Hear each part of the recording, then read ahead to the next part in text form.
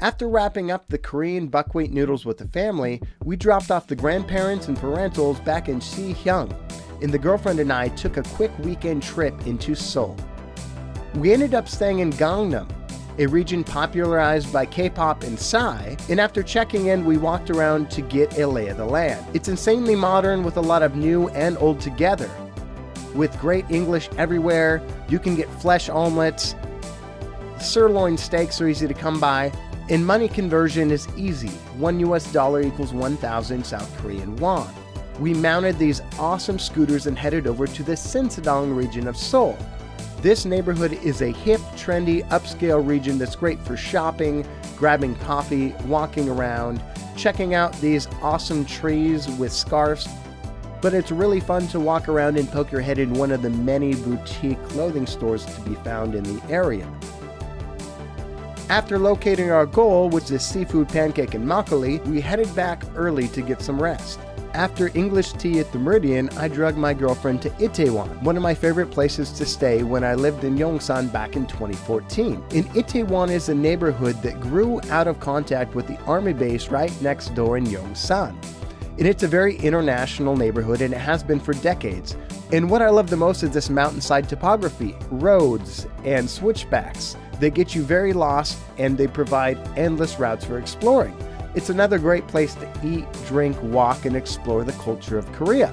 Girlfriend was quick to note some racism found on the streets, and she pointed out the panda eyes weren't exactly accidental. We came across the gotcha zone. Going down the stairs, we were blown away.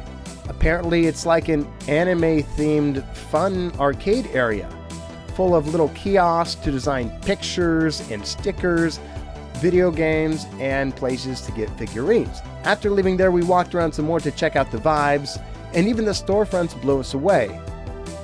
We were tired, we had to head back to the hotel and head back to Sihyung for the final 48 hours before heading back to the United States. Thanks to the girlfriend's father, he pointed us in the direction of a really cool city that was actually very close, and it's a green and smart city named Songdo.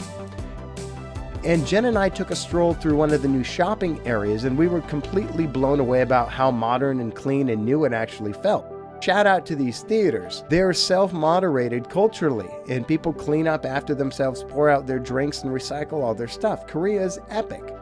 And back to the walk. It's a beautiful, very clean area, a little bit sterile. All of the largest brands that you've ever seen in a mall, local Korean brands, American brands, French brands, and it seems like they've done well to incentivize international brands to set up shop. And finally, we made it to our final destination, which was Amazing Brew. And I had to put Korea to the test. And I must say, it was actually amazing. It was more West Coast than West Coast breweries. They got the garage doors that open up in summer. You got the nice open warehouse vibe.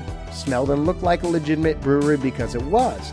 And overall, it was a great place to check out Songdo. Alright guys, we had to head back to the United States. Thanks so much for watching. Like and subscribe for additional videos. And be sure to check out next week when we check out some summertime scenes in Homer, Alaska.